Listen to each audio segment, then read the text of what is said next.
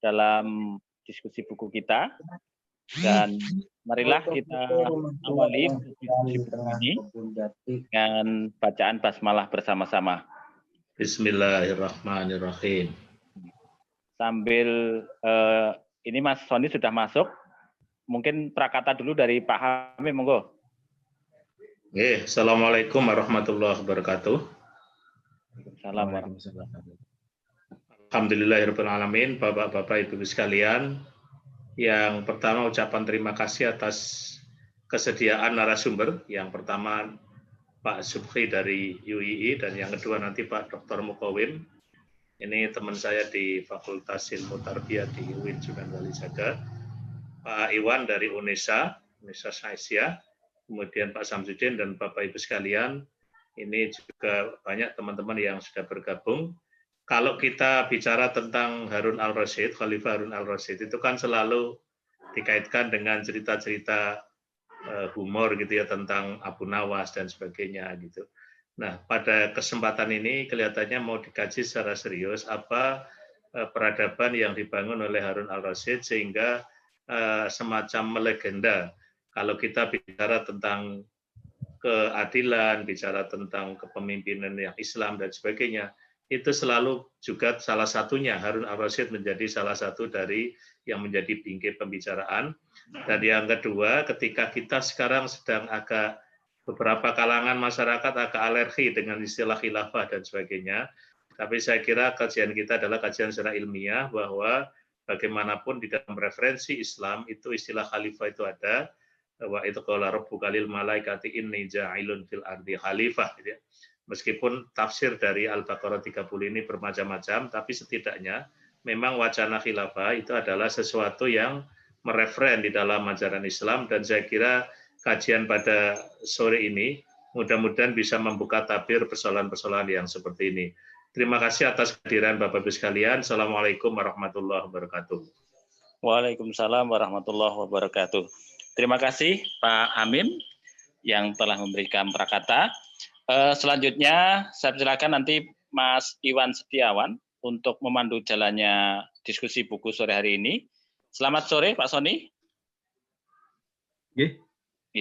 Untuk selanjutnya saya silakan pada Mas Iwan Setiawan untuk memandu. Matur nuwun.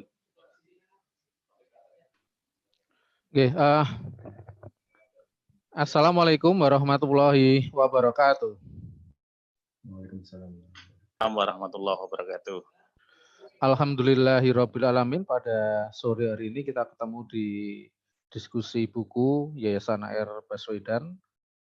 Ini diskusi yang saya tidak menghitung jumlahnya berapa, tetapi sudah puluhan kali. Pada sore hari ini kita bicara berkaitan dengan buku yang sangat menarik sekali. Bagi saya sangat menarik karena personifikasi nama itu sudah sangat akrab sekali, seperti Pak Hamim tadi sampaikan, Harun al-Rasyid. Nah, kalau dulu saya kecil, Harun al-Rasyid itu ada bawahannya namanya Abu Nawas atau Abu Nuwas yang sangat jenaka, sehingga saya melihat Khalifah Harun al-Rasyid itu adalah khalifah yang sangat jenaka juga. Ketika negara makmur, kejenakaan ini menjadi bagian dari sisi lain dari peradaban Islam. Di sore hari ini ada dua narasumber yang akan menyampaikan bahasanya. Yang pertama Bapak Dr. Mukawim, Magister Agama, dosen Fakultas Ilmu Tarbiyah dan Kependidikan UIN Sunan Kalijaga. Yang kedua Mas Subi Mahmasoni dari Murti MA, saya panggilnya Mas Soni saja, dosen Agama Islam Fakultas MIPA Universitas Islam Indonesia. Tentu karena Pak Mukawim belum hadir, nanti Mas Soni yang akan menyampaikan. Saya akan menyampaikan susunan acaranya terlebih dahulu. Acara yang pertama adalah pembukaan. Selanjutnya acara yang kedua adalah penyampaian materi dari dua narasumber. Mohon nanti setiap narasumber menyampaikan ya 15-20 menit. Habis itu nanti kita akan diskusi. Berkaitan dengan diskusi ini, Bapak dan Ibu bisa menanyakan pertanyaan, bisa lewat chat yang ada di program ini, nanti bisa dituliskan di chat tersebut, nanti saya akan bacakan. Yang kedua, nanti Bapak dan Ibu juga bisa bertanya langsung kepada kedua narasumber ini. terakhir nanti setelah diskusi kita tutup insya Allah biasanya selesai jam 5, bisa jam 5 kurang, bisa jam 5 lebih. Susunan acara yang pertama adalah pembukaan, marilah kita awali untuk diskusi buku pada sore hari ini dengan membaca basmalah. Bismillahirrahmanirrahim. Selanjutnya acara yang kedua adalah penyampaian resensi buku dari dua narasumber. Yang pertama, seperti saya sampaikan kepada Mas Sony, dosen agama Islam Fakultas MIPA Universitas Islam Indonesia. Kepada Mas Sony, waktu dan tempat kami aturkan. Monggo.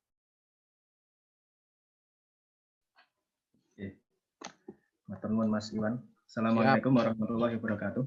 Waalaikumsalam warahmatullahi wabarakatuh. Alhamdulillahirrahmanirrahim. Terima kasih kepada Mas Iwan selaku moderator, Pak Hamim dari Yayasan AR Baswedan, Pak Udin Samsudin yang beberapa waktu yang lalu menghubungi kami. Pak Mukawim belum hadir ya Mas Iwan ya? Belum hadir. Nanti season yang kedua, Mas. Iya. Oke. Sebelumnya saya mohon maaf kalau misalkan nanti yang saya sampaikan ataupun yang saya paparkan kurang berkenan atau kurang sesuai dengan ekspektasi. Karena memang saya Bandung Bondowoso ya, baru di malam saya selesaikan, skip gitu. Oke. Mohon izin untuk berbagi layar, Bapak Ibu, saudara-saudara sekalian, jamaah Zoomiyah ini.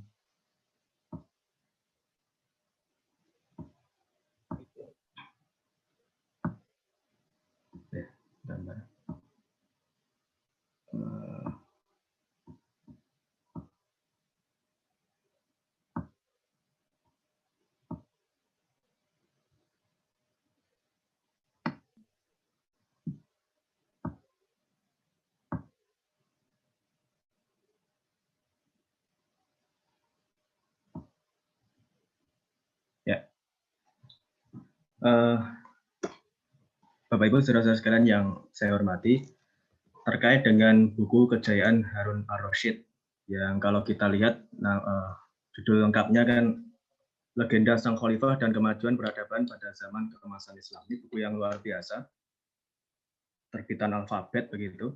Apalagi kalau kita lihat Alfabet ini kan memang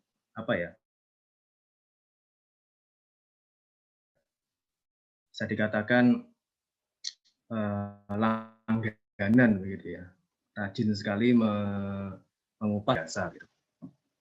Nah, sekedar menyampaikan Bapak Ibu saudara-saudara sekalian bahwa kalau kita sama seperti yang tadi sempat disinggung oleh Pak Hamim ya dan juga Mas Iwan, bahwa ngomongin masalah Harun al-Rasyid ini tidak akan pernah ada habisnya gitu. Ataupun juga selalu fenomenal. Bahkan kalau sekedar mau berbagi, hadirin sekalian, saya pernah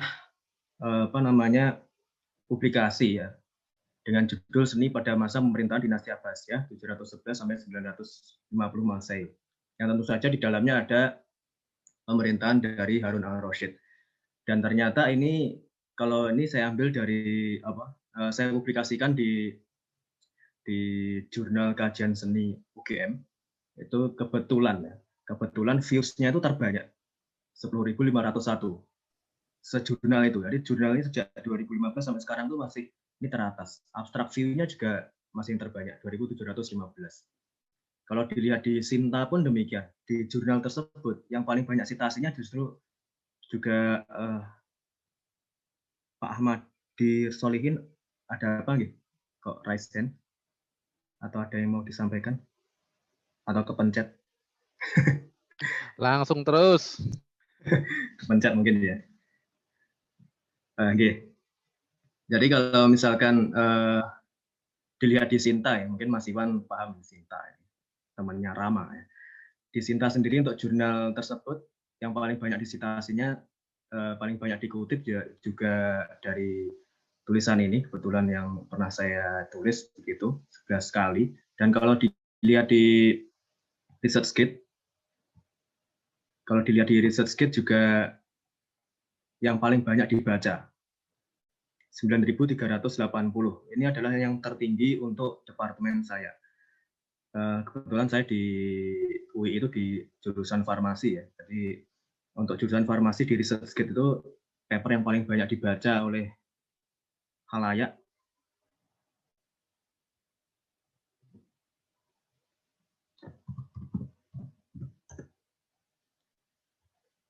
Yang paling banyak dibaca oleh khalayak itu juga kebetulan tulisan yang sama. Ya. Jadi memang tema tentang Harun ar-Rasyid ini memang luar biasa. Tema yang sangat melegenda, kalau kata Mas Iwan dan juga dawuh dari Pak Hamim tadi. Gitu. Sebenarnya kalau saya ceritakan lebih lanjut, banyak sekali yang bisa saya sampaikan pada kesempatan kali ini. Tapi tadi karena Pak Udin sempat menyampaikan pada saya bahwa durasinya hanya 15-20 menit. Benar begitu ya Mas Iwan ya? Betul, betul. Kecuali nanti kalau Pak Mukoim belum hadir bisa diteruskan. Semoga hadir biar nggak lama-lama. Nah, ini memang yang ada kelindan ya dengan apa yang beberapa waktu yang lalu saya tuliskan di jurnal tersebut. Jadi sedikit banyak ya ada info yang saya dapatkan. Nah, hadirin yang saya hormati, saya nggak tahu apakah tema ini dipilih, buku ini dipilih itu ada hubungannya dengan memori yang cukup melekat di benak para sejarawan ataupun juga fakta sejarah. Bahwasanya 10 hari yang lalu atau 9 hari yang lalu itu adalah hari jadi dinobatkannya Harun al-Rasyid sebagai pemimpin. Mungkin saya mencoba mencoba untuk istiqomah menggunakan istilah pemimpin. Kalau saya pakai istilah khalifah nanti tadi kata Pak Hamim ya ada sedikit kontroversi mungkin atau mungkin ada hal yang harus diluruskan. Gitu. Dan ya ini seperti halnya yang saya tuliskan di depan Bapak Ibu sekalian, saudara-saudara sekalian, bahwasanya ya kalau gampangnya ngomong ini anniversary Jumenengan. Ini bahasa apa ini Mas Iwan ya? Gado-gado ini antara Inggris dan Jawa. Jumenengan kan biasanya untuk sultan ya. Nah ini pernah sempat saya tulis juga di majalah Tablik ya. Saya mengutip tulisan saya sendiri ada apa di bulan September dan itu kalau jamaah hadirin sekalian mencermati di situ saya tuliskan 14 September 786 kepemimpinan Bani Abbasiyah berpindah tangan ke Harun al-Rasyid setelah saudaranya yang bernama Al-Hadi meninggal dunia. Nah, jadi 14 September. Tetapi ada yang unik bahwasanya buku ini, buku karangan Benson Bobrick ini menyebutkan bahwa Harun al-Rasyid ini dinobatkan atau diangkat sebagai pemimpin atau pihak lain mengatakan diangkat sebagai khalifah itu di tanggal 15 September. Kalau beberapa referensi yang saya dapatkan itu 14 September, tapi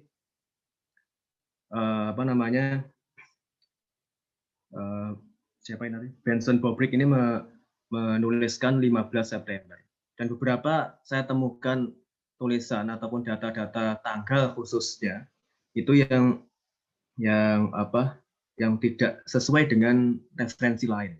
Nanti akan saya tunjukkan kepada para hadirin yang berbahagia. Ini salah satunya, salah duanya.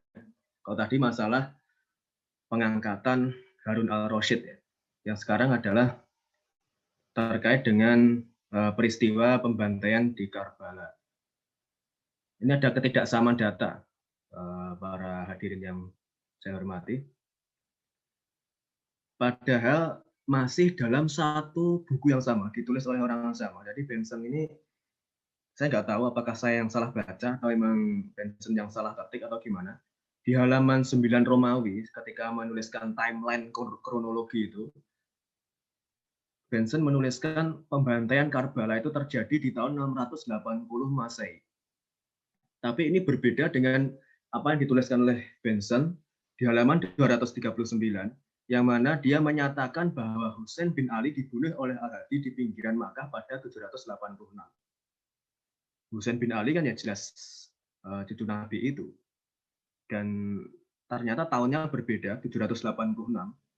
Saya nanti minta koreksi dari para hadirin sekalian juga, apakah Benson ini memang salah menuliskan atau ada ketidaksamaan data, atau mungkin saya yang salah membaca. Ada dua hal yang saya soroti, yaitu pertama tahunnya tidak sama, 786 dan 680. Karbala menyatakan 680 Masehi terjadinya. Sedangkan di halaman 239 terjadinya tahun 786.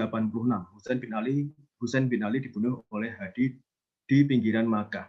Padahal kalau kita lihat di peta, Karbala itu tidak terletak di pinggiran Makkah.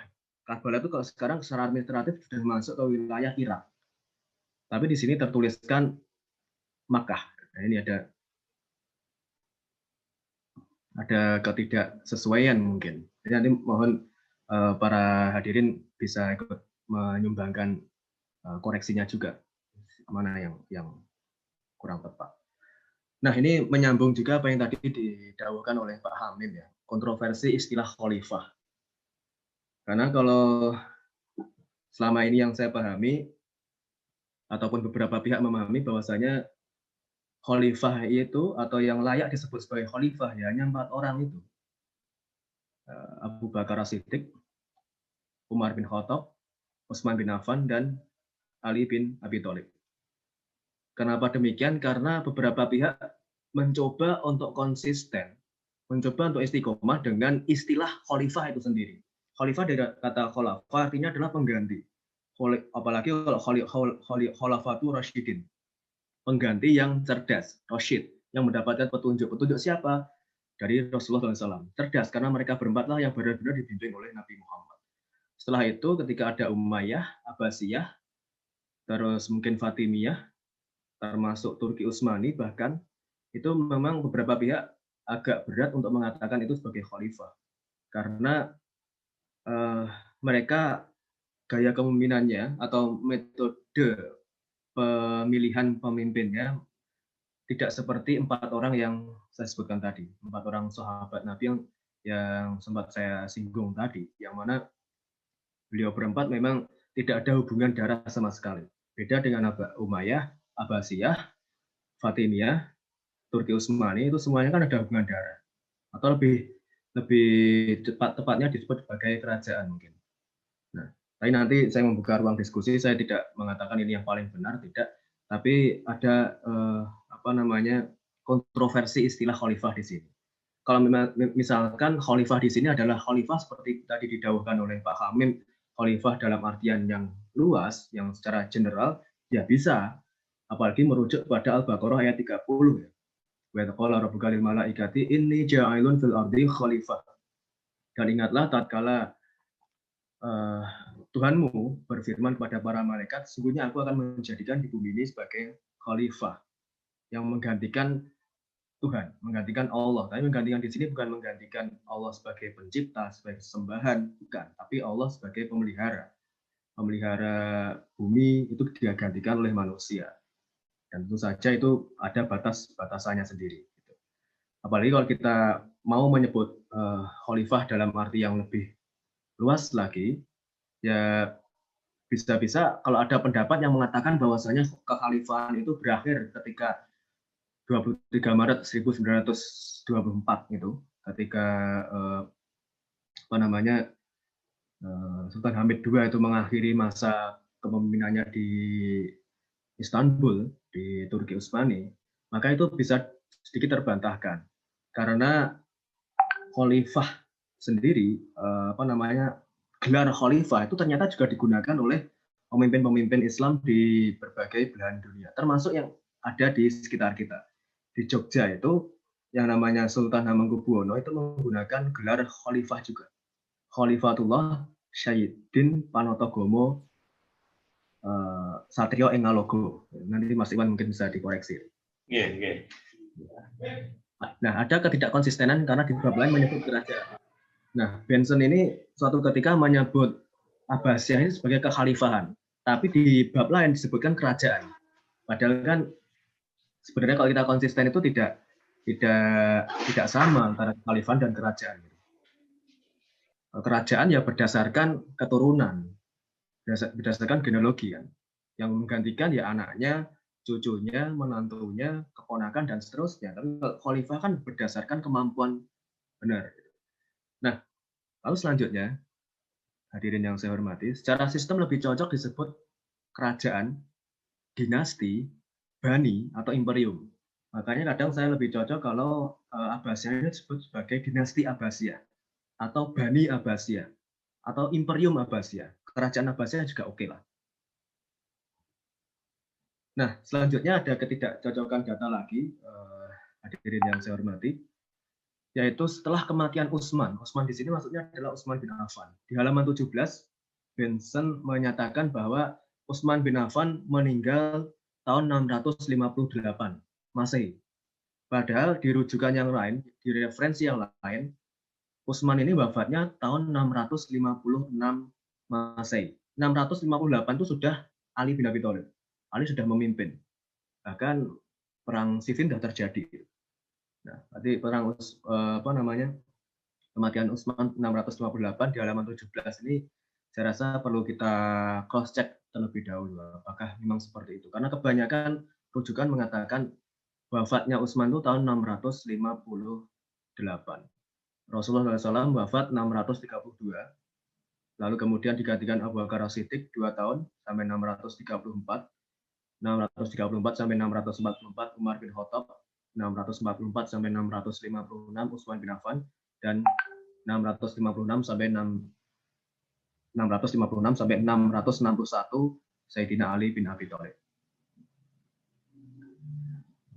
Nah, hadirin yang saya hormati, ada beberapa lesson learned yang bisa kita ambil dari buku ini, ataupun dari kisah Harun al-Rasyid ini, atau pelajaran berharga ya. Di halaman 56 disebutkan bahwa perpindahan kekuasaan yang relatif tak berdarah. Ini luar biasa. Karena yang namanya kekhalifahan dalam tanda kutip ya, atau kerajaan kalau kita ngomong bebas, itu kadangkali perpindahan kekuasaan ya ada unsur tetesan darah. Nggak usah ngomong yang jauh-jauh. Abbasiyah saja berdirinya karena menghabisi Imperium Umayyah terlebih dahulu. Pemimpin Abbasiyah yang pertama itu. Kan ada perpindahan kekuasaan yang berdarah pemimpin awalnya. Hal yang selanjutnya di halaman 60.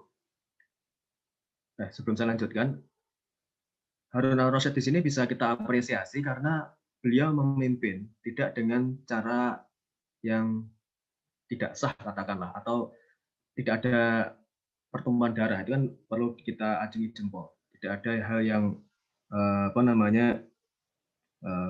mengharuskan saling bunuh sesama Muslim dan lain sebagainya. Ini yang luar biasa menurut saya. Lalu di halaman 60, Benson menyatakan bahwa idola Harun adalah Raja Persia kuno yang namanya Darius. Bukan Darius Sinathrya. Kenapa saya katakan ini bisa menjadi lesson learned? Karena seorang pemimpin Muslim justru idolanya adalah Raja Persia. Yang mana Raja Persia ini pasti bukan orang Islam. Karena ketika Persia ditaklukkan itu baru mereka mau masuk Islam. Ketika apalagi Raja Persia kuno, Darius, itu bukan orang Islam. Dia orang Zoroaster. Atau di literatur Islam lebih sering disebut sebagai Majusi, penyembah api. Nah, ini bisa kita ambil pelajaran berharga. Kenapa? Karena jangankan Harun al-Rasyid, Nabi Muhammad SAW sendiri, kalau nggak ada hubungannya dengan akidah dan ibadah, masih mau mengadopsi, masih mau mengambil kebiasaan-kebiasaan yang itu sifatnya duniawi dan tidak mencampuri urusan akidah maupun ibadah itu tadi. Seperti contohnya Nabi Muhammad itu ketika perang itu menggunakan formasi yang digunakan oleh orang kafir Quraisy. Formasi perangnya. Jadi depan sendiri ada muqaddam yang membawa bendera, lalu di sayap kanan ada namanya Maimanah, dari kata Yamin ya, bukan orang yang memanah. Di sayap kiri ada Maisaroh, pasukan sayap kiri.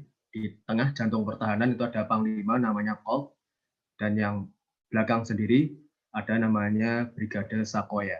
Itu isinya adalah para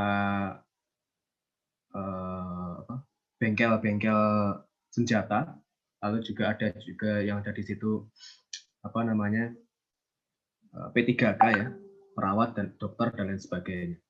Nah, itu artinya ini bisa kita ambil pelajaran berharga juga, bahwa sepanjang itu tidak menyalahi akidah maupun ibadah kita, tidak ada salahnya untuk mengidolakan orang yang mungkin bukan orang Islam atau orang non Muslim lah, gampangannya ngomong demikian. Sepanjang nggak menyalahi akidah maupun ibadah kita ya. Lalu selanjutnya, hadirin yang saya hormati, di halaman 65 tertuliskan bahwa stempel berukiran tulisan Harun tawakal pada Tuhan. Ini adalah surat menyurat yang dibuat oleh Harun al-Rasyid, yang mana Harun al-Rasyid meminta kepada stafnya atau pegawainya supaya membuat stempel dan tulisannya itu adalah Harun tawakal pada Tuhan.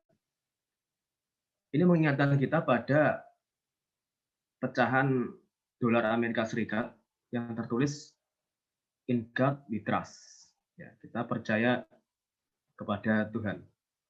Percaya dan tawakal ya hampir sama ya, meskipun ya pengertiannya nggak sama. Tawakal berserah diri, percaya ya beriman. Tapi ini kan menandakan bahwasanya Harun al-Rasyid masih menempatkan agama di atas segalanya. Dan mungkin saja Amerika Serikat ketika menuliskan kalimat In God we trust itu meniru ataupun mencontoh dari Harun al-Rasyid. Ini luar biasa juga.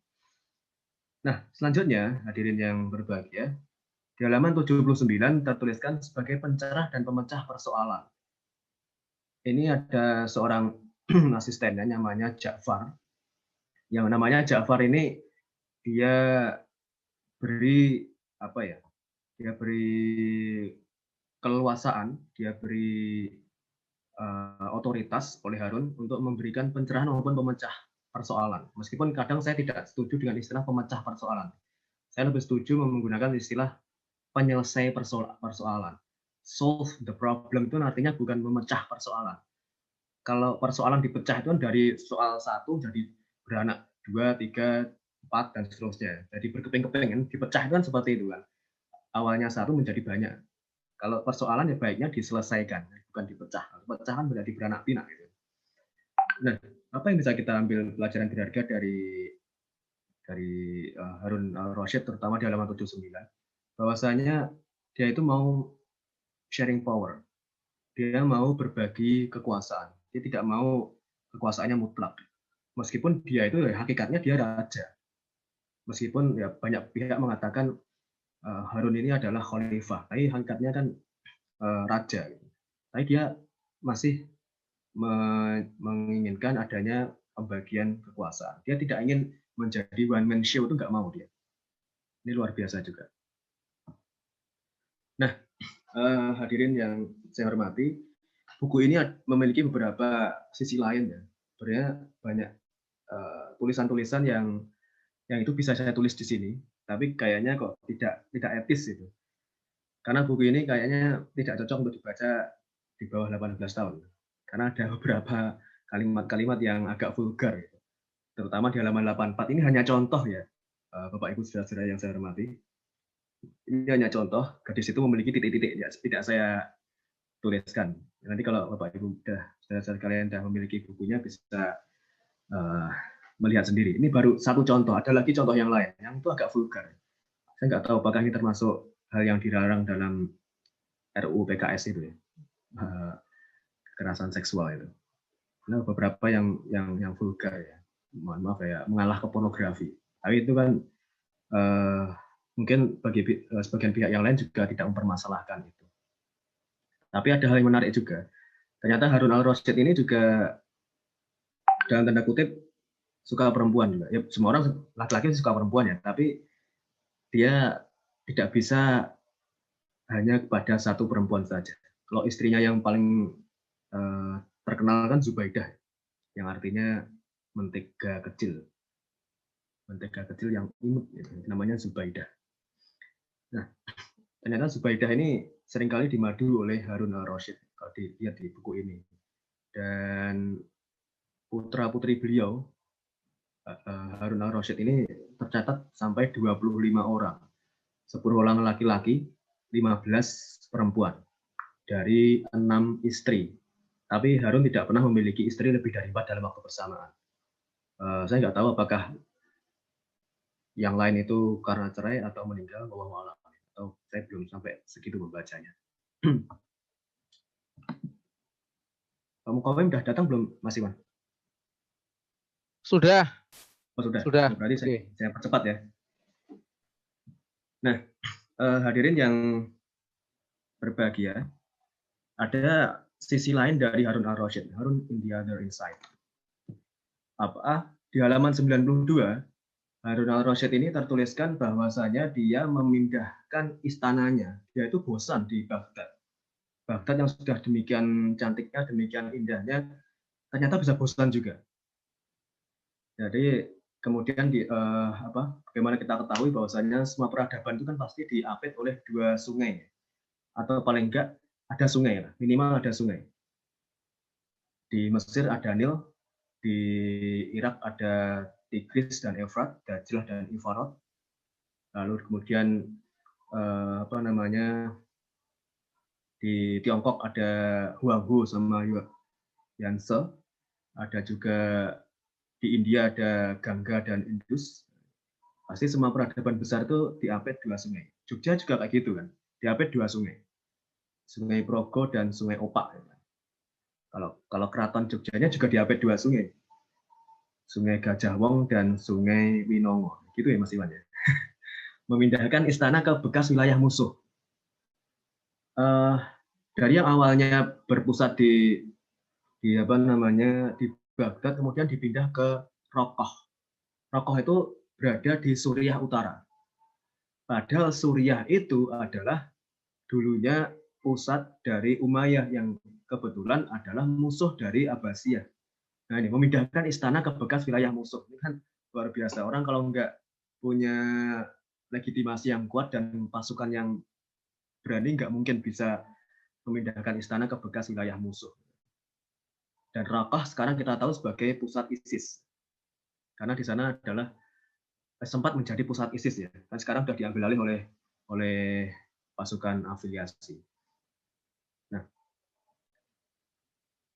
dan Raqqa adalah pusat dari minyak ya. Karena itulah alasan kenapa ISIS itu menguasai Raqqa. ISIS ya, bukan di bawah kipas angin. Islamic State of Iraq and Syria, atau orang Arab menyebutnya Darul Islam fil Iraq wa Syams. Di halaman 96 dituliskan bahwa Harun al-Rasyid ini ketika dia merasa bosan di istana, dia itu keluar keluyuran. Istilahnya Benson ini agak unik juga, keluyuran. Ada raja di keluyurke. Keluyuran ke pasar, ke jalan-jalan. Ini kan menandakan Harun itu kan suka belusukan gitu.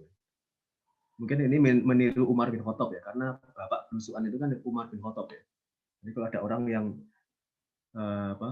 mengklaim sebagai pelopor belusuan itu ya harap berkaca pada Harun al-Rasyid dan Umar bin Khattab, karena sudah ada yang lebih dulu untuk belusuan. Untuk apa? Untuk mendengarkan keluh kesah dari rakyatnya. Ini kan luar biasa juga. Lalu di halaman 99, Harun al-Rasyid ini toleran terhadap semua agama. Ini kadangkali lepas dari radar kita ya. Karena kita kadang menganggap bahwasanya Abbasiyah ya pasti identiknya dengan Islam, mengedepankan Islam atau menganakmaskan Islam. Ternyata di Baghdad pun banyak agama yang ada di sana. Yahudi ada, Kristen ada, Zoroaster ada, dan lain sebagainya. Karena wilayah Abbasiyah itu kan sampai ke Iran juga. Dan wilayah Persia kuno itu kan juga masuknya Irak. Jadi masih satu kesatuan dulu. Jadi sekarang di zaman modern ini antara Irak dan Iran sudah terpisah. Irak itu adalah Arab, Iran adalah Persia. Nah, hal yang selanjutnya di halaman 108. Di halaman 108 Harun ini mampu membaca Al-Quran secara fasih. Ini yang perlu kita highlight juga. Kenapa perlu kita highlight? Karena ternyata kebiasaan orang Abbasiyah ketika anak mereka bisa membaca Al-Quran secara fasih, secara tartil, mereka akan diarak keliling kota, ya mirip-mirip dengan orang sekitar kita. Tapi orang sekitar kita kan ya habis apa ya, habis khitanan mungkin ya, habis sunatan baru diarak gitu. Diarak itu maksudnya dipawai ya, bukan dikasih arak. Nah itu. Jadi yang namanya Harun al-Rasyid ini luar biasanya, beliau sebagai pemimpin juga fasih membaca Al-Quran. Dan ketika beliau berusia di bawah 10 tahun, 5 tahun ya, atau 5 tahun 6, saya nggak lupa.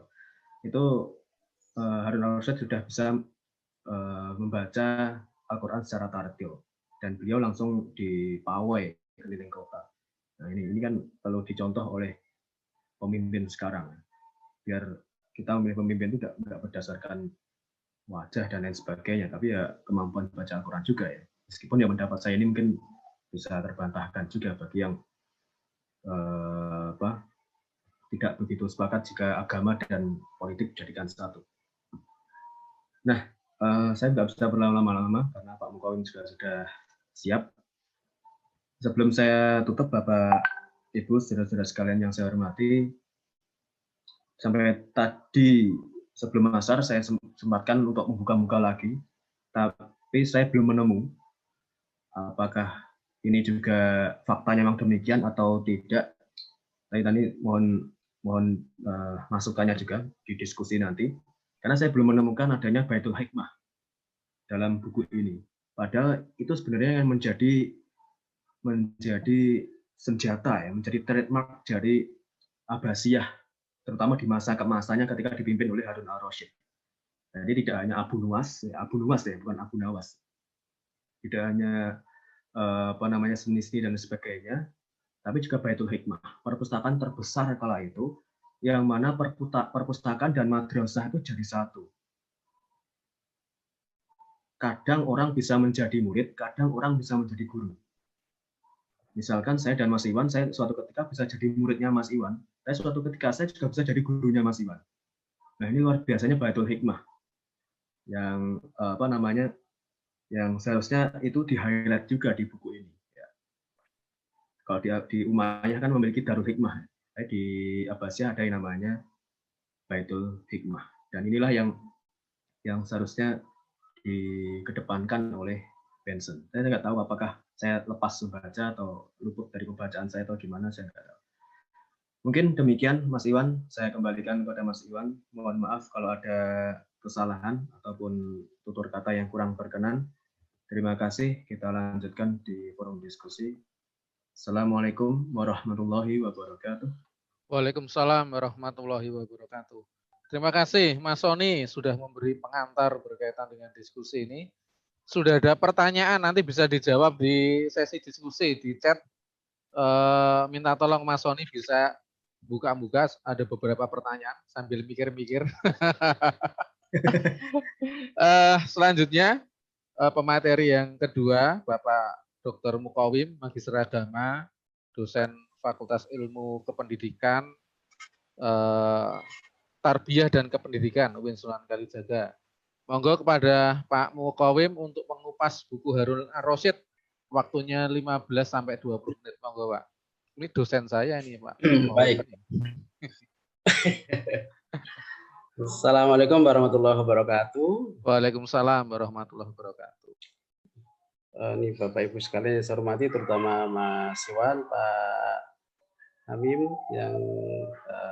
kemudian Pak Samsudin, Pak Subhi, Mas Subhi ya, yang sudah mengantarkan. Saya kira sudah banyak tadi diulas. Juga saya menambahkan saja. Seperti juga Mas Subhi itu dihubungi baru 2 hari yang lalu ketika saya masih di luar kota, jadi enggak sempat secara detail ya membaca ini, baru sekilas, tapi mungkin itu sisi positifnya. Bapak Ibu nanti bisa membaca sendiri dan bisa ditindaklanjuti. Ini adalah ya anggap sebagai trigger saja untuk kemudian menindaklanjuti melalui bacaan sendiri. Saya mohon maaf kalau belum sempat membuat slide seperti Mas Subki ya, yang sudah sangat banyak tadi. Beberapa hal perlu saya sampaikan sebagai bahan untuk diskusi lebih jauh dari sekilas yang saya baca. Tulisan yang judul The Caliph Splendor yang diterjemahkan menjadi kejayaan Harun ar-Rasyid, legenda sang khalifah dan kemajuan peradaban pada zaman keemasan Islam, tulisan dari Benson Bobrick. Ya. Saya melihat pertama ini adalah tulisan dari seorang outsider ya, yang tentu arahnya atau hasilnya pasti berbeda dengan kalau yang menulis sejarah adalah insider ya. Dalam hal konteks penulisan sejarah, kadang kita itu banyak terjebak kepada antiquarianisme atau romantisme. Sesekali atau jarang yang mencoba untuk rekonstruksionisme atau sejarah yang rekonstruktif. Banyak yang kita pelajari tentang masa lalu atau pelajaran sejarah itu lebih banyak bersifat membebani, sehingga kalau melihat dosen sejarah itu kadang sudah seperti fosil berjalan ya, itu udah nggak menarik sekali ya. Dan kemudian juga yang dilihat lebih kepada sisi yang romantisme, yang semua glorifying-nya. Sisi yang lain itu kadang sedikit terabaikan. Nah, ketika membaca bukunya Bobrick ini, kita seakan-akan sebagai teman untuk berdialog, untuk melihat kembali apa yang sebenarnya terjadi di masa lalu dari sisi outsider-nya. Bagaimana outsider itu yang tidak sebagai pemeluk agama Islam itu memaknai perjalanan sejarah atau tradisi yang berbeda, tradisi orang lain. Tentu ini dalam konteks penulisan itu luar biasa. Saya kalau membaca tulisan dari Bobrick ini, kemudian tadi sekilas ya, melihat semacam sinetron ya, Joda Akbar ya. Ya, itu gambaran yang tuliskan oleh Bobrick ini itu kok agak ini kalau mau difilmkan ya tentu itu versi dari yang lain, kalau mau membuat sini kan pasti berbeda-beda kan. Jadi yang tadi sudah disampaikan oleh Mas Subki tadi, ada banyak istri, kemudian ada selir, kemudian ada di sana ada harem ya, ada kemudian ya pembantunya yang sangat kaya, sangat banyak, ada kamar-kamar itu. Saya pernah ke beberapa peninggalan Mughal di India, pernah ke Taj Mahal, kemudian ke Humayun, kemudian ke Jamak Mosque dan seterusnya, ke tempat kelahiran istananya Joda, dan juga ketika Akbar Agung memerintah di sana. Jadi melihat bagaimana istananya itu memang luar biasa, apalagi kalau yang di di Baghdad ini yang dibangun oleh Mansur, Khalifah Al-Mansur, kemudian diteruskan oleh para bujunya, termasuk ada Harun ar-Rasyid, kemudian nanti anaknya ada Al-Ma'mun juga, dua khalifah yang dalam konteks tradisi peradaban Islam itu sebagai yang paling penting di antara yang juga lain yang juga penting itu. Di sini digambarkan besarnya itu mirip-mirip agak seperti istananya Kremlin di Soviet, besar sekali ya. Nah ini kalau di kerajaan peninggalan Mughal ya itu memang sangat luar biasa besarnya. Mungkin di Indonesia nggak ada yang sebesar itu. Saya bayangkannya juga luar biasa itu yang dibangun oleh peradaban Islam pada khalifah ini. Cuman dari sisi penggambaran dari orang outsider itu melihat sisi yang berbeda, yang selama ini kita mungkin kurang memperhatikan atau kurang detail memperhatikan. Beberapa hal yang sifatnya detail misalnya relasi antara penguasa dengan misalnya orang yang terdekat, bagaimana proses pergantian itu tidak seperti orang insider yang berjalan itu mulus baik-baik saja, kemudian berpegang pada hal yang sifatnya normatif seperti tadi disinggung oleh Mas Sukti itu enggak seperti itu di dalam buku ini loh ya. Kalau buku yang lain mungkin agak berbeda, apalagi yang nulis oleh orang insider ya. Ini bagaimana saling apa namanya misalnya kekuasaan itu diserahkan kepada wazir itu kemudian kadang agak salah gunakan, kemudian juga peran dari apa namanya ibu ibu ratu atau kemudian juga yang lain itu mempunyai relasi yang selama ini kita nggak terbayangkan. Ya, jadi saya, oh ini ternyata sisi penulisan sejarah yang dari sudut yang berbeda. Tetapi di sini bukan berarti melihat apa namanya, mungkin kita malah melihat sisi manusiawi dari seorang apa namanya penguasa peradaban Islam waktu itu yang kita apa namanya lihat banyak legasi itu. Kemudian yang berikutnya adalah dari sisi yang saya mungkin akan melihat dari sisi berbeda tentang kemajuan peradaban Islam. Yang disampaikan oleh Mas Subki tentang Baitul Hikmah itu, House of Wisdom itu sebenarnya sudah ada di bagian-bagian akhir ya, itu dan banyak diperkuat oleh putranya yaitu Khalifah Al-Ma'mun di bagian agak itu memang menjadi pusat peradaban Islam dalam konteks pengembangan sains dan apa namanya teknologi. Nah, yang juga tadi sudah disinggung itu adalah kemajuan dalam kenapa ini disebut sebagai yang termasuk zaman keemasan, the golden age. The golden age itu sebenarnya lebih dipahami oleh karena kemajuan yang diraih dalam konteks sains dan teknologi atau ulumul aqliyah. Kalau ulumul aqliyah itu saya kira sudah biasa saja, tapi kalau ulumul aqliyah itu memang apa namanya itu yang menjadi bahasanya adalah pengakuan. Karena pada akhirnya ini menjadi kiblat peradaban bagi bangsa-bangsa lain. Selain tentu juga ada sisi yang lain tadi. Nah, saya melihat coba dari sisi itu. Kenapa bisa meraih puncak keemasan dalam bidang sains itu? Tadi sudah disinggung juga oleh Mas Sukri itu adalah ini berbeda dengan dinasti Umayyah yang cenderung Arab sentris. Jadi kalau yang di era Abbasiyah ini justru lebih berpihak tanda kutip ya kepada etnis non Arab ya, ada keturunan Persia dan seterusnya itu. Bahkan keluarga Barmak itu adalah sebelumnya adalah keluarga yang besar dalam tradisi Buddha di India. Saya kira keluarga Barmak menjadi salah satu keluarga yang paling dipercaya ketika dinasti Abbasiyah, terutama era Al-Mahdi, kemudian Harun ar-Rasyid dan itu. Jadi itu menjadi bahasanya adalah orang yang dipercaya untuk mengatasi berbagai persoalan. Artinya apa? Keterbukaan terhadap etnis yang berbeda ini adalah sisi lain yang saya sebut sebagai kosmopolitan.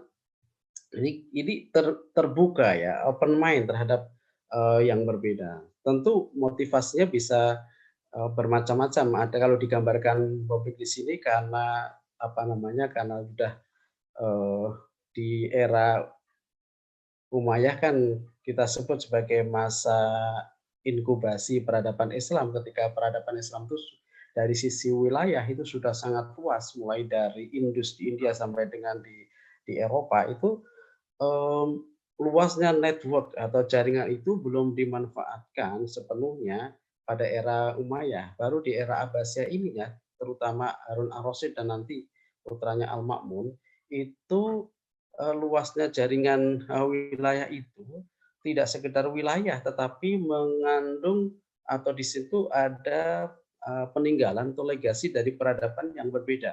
Ada Persia, ada Romawi, ada Yunani dan seterusnya. Sehingga di era ini tadi sikap keterbukaan tadi kemudian membentuk tim penerjemahan ya. Tim dalam bahasa sekarang mungkin kayak di Ristek Dikti ya, membentuk tim untuk alih pengetahuan sains dan teknologi atau peradaban dari peradaban sebelum peradaban Islam ke peradaban Islam. Yang di tugas utamanya adalah melakukan amalgamasi, mengumpulkan karya sebanyak-banyaknya ke semua wilayah-wilayah yang tadi banyak tradisi keilmuan tadi, kemudian diterjemahkan ke bahasa Syriak atau Aramaik, kemudian baru ke bahasa Arab. Ya, ketika ke dalam bahasa Arab itulah kemudian baru bisa diakses. Jadi ada amalgamasi, tentu sebelum amalgamasi ada resepsi, ada penerimaan itu, kemudian mengumpulkan, ada translasi, kemudian ada proses mengkritisi dan kemudian menimbulkan karya-karya itu. Itu yang pertama. Jadi tradisi kemasan itu karena luasnya atau kita menyebutnya sekarang adalah international network yang sangat luas, bukan sekedar di wilayah Arab seperti yang di dalam konteks di Umayyah tadi, tapi ini sudah sangat luas, tapi potensi peradaban sebelumnya itu dimanfaatkan, benar-benar dimanfaatkan. Dan yang menarik adalah yang jadi tim di situ bukan hanya orang-orang Islam ya, ada Hunain bin Isqa, ada Thabit bin Qurrah dan seterusnya, itu menjadi tim transfer pengetahuan atau peradaban itu. Yang berikutnya adalah adanya ya rasa keemasan itu ditandai oleh karena dukungan penguasa ya Harun ar-Rasyid dan nanti dilanjutkan oleh Al-Ma'mun, itu adanya patron keilmuan. Jadi adanya patron keilmuan itu keberpihakan terhadap sains dan saintis. Sering sekali terjadi dialog keilmuan, kemudian penghargaan terhadap keilmuan. Kalau kita baca bukunya Khatib al-Baghdadi, Tarikh Baghdad, itu ada 40 jilid. Di situ bagaimana peradaban Islam itu digambarkan tiap hari ada dialog, ada perdebatan di banyak tempat. Jadi setiap orang itu bebas untuk belajar. Mungkin bahasa sekarang ada merdeka belajar. Jadi ada istilah learning society, masyarakat belajar. Sehingga disitulah kenapa dalam konteks keilmuan memang menjadi berkah bagi siapapun untuk belajar di Baghdad sebagai pusatnya. Dan penghargaan terhadap sains dan saintis itu sangat kuat, itu sangat besar, sehingga sering diadakan pertemuan oleh khalifah dan penghargaan bagi orang yang berkarya itu diganti dengan emas dan seterusnya, itu udah biasa. Nah, saya kira itu nanti kalau direkonstruksi di era sekarang itu akan ya bahasanya bagaimana bisa mengambil nilainya untuk kemudian dikembangkan di era sekarang itu. Yang berikutnya adalah saya kira tadi ada istananya tadi beberapa tahun ya dipindahkan ke bagian utara di daerah Damaskus, di daerah Syria, itu kan dekat dengan Mediterania. Di era itu Mediterania itu kalau menguasai di situ itu bahasa sekarang adalah World Trade Center ya, pusat perdagangan dunia. Jadi kalau orang yang bisa menguasai jalur perdagangan di situ, maka akan menjadi pusat perdagangan yang luar biasa, dari sisi ekonomi akan sangat menguntungkan. Dan di sini meskipun tidak digambarkan ya, banyak produk-produk, ada rempah dan seterusnya dari tempat yang jauh ya.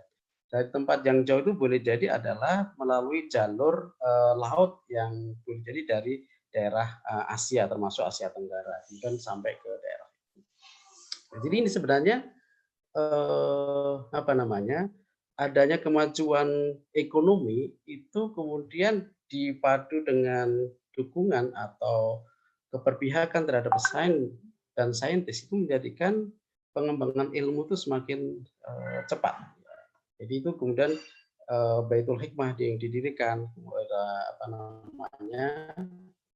Al-Ma'mun itu kemudian menjadikan keilmuan itu menjadi cepat berkembang, difasilitasi yang luar biasa. Dalam bahasa sekarang itu ya, siapapun yang mengembangkan ilmu itu diberikan ruang untuk berkreasi. Kalau sekarang misalnya melalui jurnal, melalui dukungan yang lain, tapi dengan cara yang berbeda waktu itu udah luar biasa.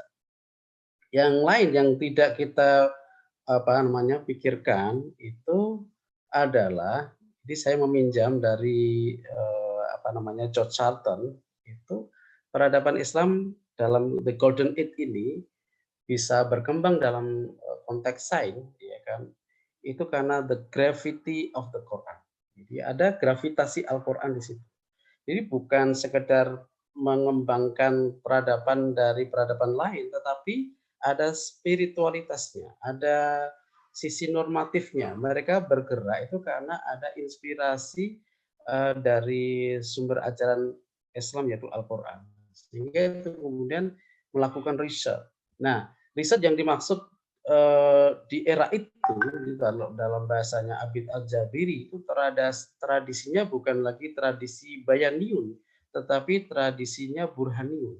Jadi banyak ilmuwan Muslim yang difasilitasi oleh Khalifah Harun al-Rasyid dan juga Al-Ma'mun itu melakukan riset betulan melalui eksperimental. Ya.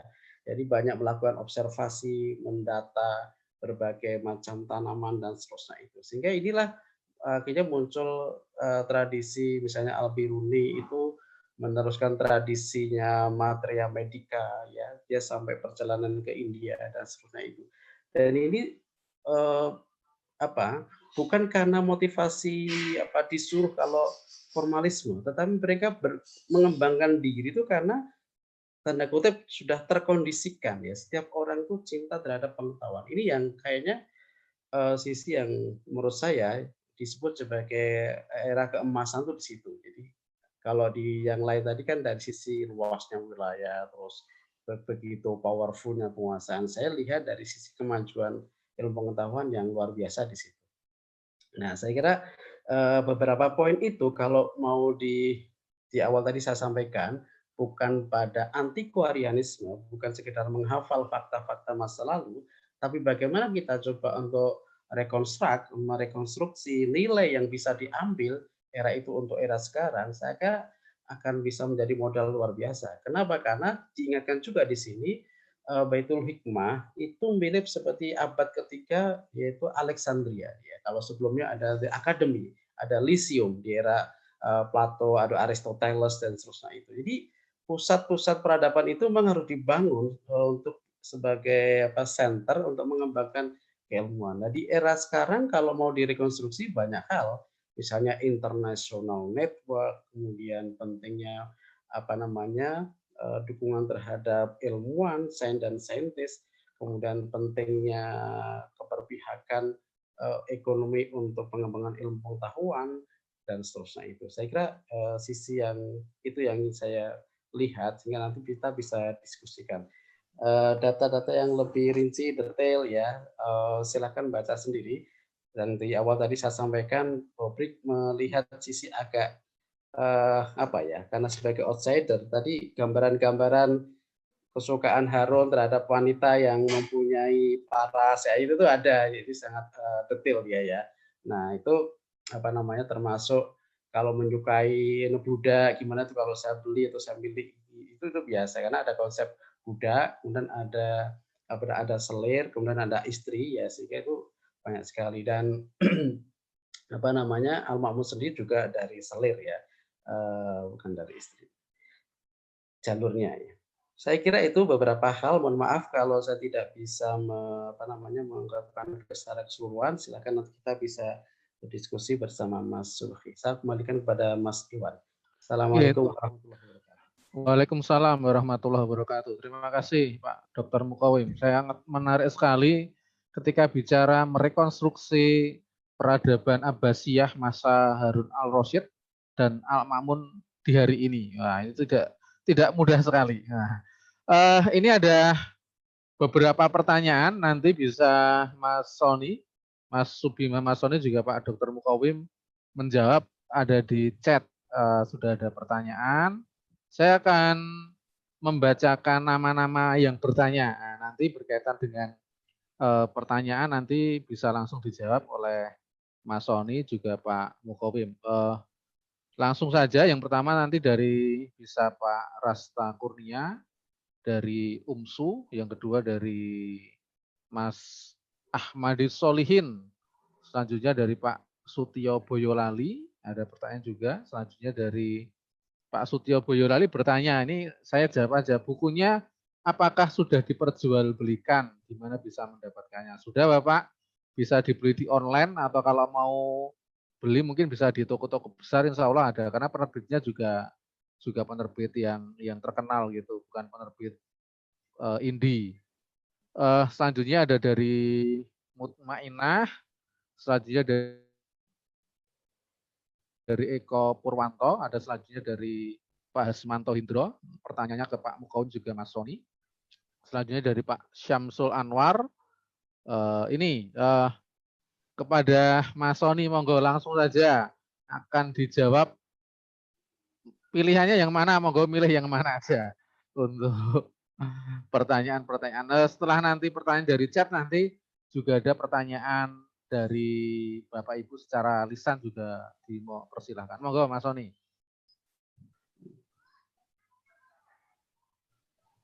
Oke, Mas Iwan, terima kasih. Saya baru merapel mereka beberapa pertanyaan ya. Karena tadi asik mendengarkan Pak Mukawim juga, ini menarik. Dan nanti kalau ada pertanyaan yang terlewat mungkin nanti setelah Pak Mukawim bisa saya tambahkan mungkin kalau masih ada waktu ya. Yang pertama dari Bu Rasta, dengan istilah ya, antara khalifah, bisa mengoreksi kalau saya salah. Kepemimpinan itu ada 3, yaitu imamah, imaroh, dan khilafah. Imamah itu yang memimpin adalah imam. Imaroh yang memimpin adalah amir. Contohnya mana? Contohnya adalah sekarang di Uni Emirat Arab. Uni Emirat Arab itu yang memimpin adalah amir. Lalu khilafah. Khilafah itu sistemnya. Sistem pemerintahnya khilafah. Pemimpinnya namanya khalifah. Imaroh, sistem pemerintahannya. Pemimpinnya namanya amir. Imamah, sistem pemerintahannya. Pemimpinnya namanya imam. Dan ini kebetulan tahun lalu Kementerian Agama itu meminta saya untuk menjadi tim untuk menuliskan tentang ini juga. Tapi karena ini ada pandemi ini agak tertunda ya bukunya. Nanti kalau sudah terbit itu bisa jadi masukan informasi juga. Yang selanjutnya dari Pak Ahmadi, siapakah Abu Nuwas? Kalau tadi saya sampaikan bahwa idola dari Harun al-Rasyid adalah Darius, pemimpin Persia kuno. Terus sekarang pertanyaannya adalah siapa Abu Nuwas? Jadi yang perlu saya singgung pertama adalah idola itu kan tidak harus hidup ya. Tidak harus mengalami masa yang sama. Nah, yang namanya Darius ini, pemimpin atau raja Persia kuno itu sudah lama meninggal, tapi masih diidolakan oleh Harun al-Rasyid. Nah, lalu selanjutnya siapa Abu Nuwas? Abu Nuwas itu adalah penyair favorit dari Harun al-Rasyid. Yang kadang beberapa referensi menyebutkan si Abu Nuwas ini kadang menjadi penasihat ya. Dan anekdot-anekdotnya sering kita baca atau kita dengar. Lalu selanjutnya, apakah benar Abu Nuwas ini pemabuk? Jawabannya ya. Di buku itu sempat disebutkan dan mungkin beberapa sumber juga disebutkan Abu Nuwas ini pemabuk, bukan mabuk. Bahkan Harun al-Rasyid pun sempat mabuk juga. Beberapa pembesar kerajaan, pembesar Abbasiyah pun mabuk juga. Bahkan di akhir 1258 itu, menjelang kolapsnya Abbasiyah itu kan salah satu faktor internalnya adalah para pemimpin termasuk rakyatnya beberapa meninggalkan ajaran Islam. Termasuk adalah suka minum minuman keras. Tapi para pembesar kerajaan ketika itu mengakali yang namanya hukum Islam. Kan di Quran itu yang dilarang kan khomer ya. Inamal khomru wal maisiru wal azlamu dan seterusnya itu. Yang dilarang khomer. Nah, yang diminum oleh Harun al-Rasyid dan kawan-kawannya, Harun and the gang ini, yang diminum itu adalah fermentasi dari kurma, fermentasi apel, dan fermentasi yang lain. yang itu dulu mungkin ulama-ulama di masa lalu belum mengeluarkan fatwa bahwasanya fermentasi kurma, fermentasi apel itu termasuk minuman keras, termasuk khamr. Itu kan baru munculnya ya ulama modern sekarang ya, termasuk Majelis Ulama Indonesia yang mengeluarkan fatwa fermentasi dari kurma, apel, itu termasuk dari minuman yang tidak diperkenankan, ya, diharamkan. Nah, jadi sisi lainnya dari Harun Nur, terlepas beliau memang pemimpin yang luar biasa, ternyata juga pernah minum minuman yang seperti itu. Dan minumnya ya di sekitaran Tigris itu kan. Lalu yang selanjutnya dari Pak Ahmadi. Bagaimana dengan saya baca ulang aja, ada yang kelewat kayaknya. Oh ya, kalau Abu Nuwas pemabuk al-i'tiraf. Bagaimana dengan i'tirafnya yang sering kita dengar? Apa bisa jadikan hujah? Ya sekarang kita kembali pada diri kita masing-masing ya, Bapak Ibu yang saudara-saudara sekalian yang berbahagia. Hujahnya mau gimana? Apakah ya taraktu fikum amroin itu? Aku tinggalkan 2 perkara itu, apakah Al-Quran, As-Sunnah, atau juga syair-syair dari orang di masa lampau. Kalau misalkan Pak Ahmadi hanya Al-Quran, As-Sunnah, ataupun pakai ijma qiyas, ya berarti berarti syairnya i'tirafnya dari Abu Nuwas ya tidak bisa dijadikan hujah. Tapi kalau misalkan berkeyakinan bahwasanya syair dari tokoh-tokoh di masa lampau, penyair di masa lampau bisa dijadikan sebagai hujah, ya berarti i'tiraf bisa dijadikan hujah. Tapi apapun itu, isinya kan baik menurut saya. Aku bukan orang yang layak tinggal di surga ya, karena ilahilah stulil firdausi ahla itu kan itu menandakan bahwasanya apakah kita layak, kita ingin masuk surga tapi perilakunya masih seperti ini kan. Meskipun Abu Nuwas sisi negatifnya seperti itu, pemabuk, tapi kan ucapannya ya ada bagusnya juga gitu. Bahkan Umar bin Khattab pun ya, ini Pak Mukawin bisa mengoreksi, Umar bin Khattab aja ya sebelum ada larangan meminum minuman keras juga mabuk juga kan, peminum juga, mengimami ketika itu sholat jahar, saya lupa sholatnya apa, tapi yang jelas beliau membaca surat Al-Kafirun kebulak-balik. Makanya kemudian turun la taqrabus sholata wa antum sukaro hatta ta'lamu ma taqulun. Janganlah kamu mendekati sholat padahal kamu dalam kondisi mabuk sampai kamu paham apa yang kamu ucapkan. Nah, Umar bin Khattab aja pernah mabuk dan memimpin sholat ketika itu baca Al-Kafirun. Jangankan Umar bin Khattab ya, kita aja kalau baca Al-Kafirun tidak dengan konsentrasi tingkat dewa aja ya kebulak-balik itu sih. Nah, ini seperti itu. Tapi bukan berarti saya menyampaikan demikian terus waduh kita boleh mabuk, enggak. Karena sekarang jelas hukum dari miras sudah jelas.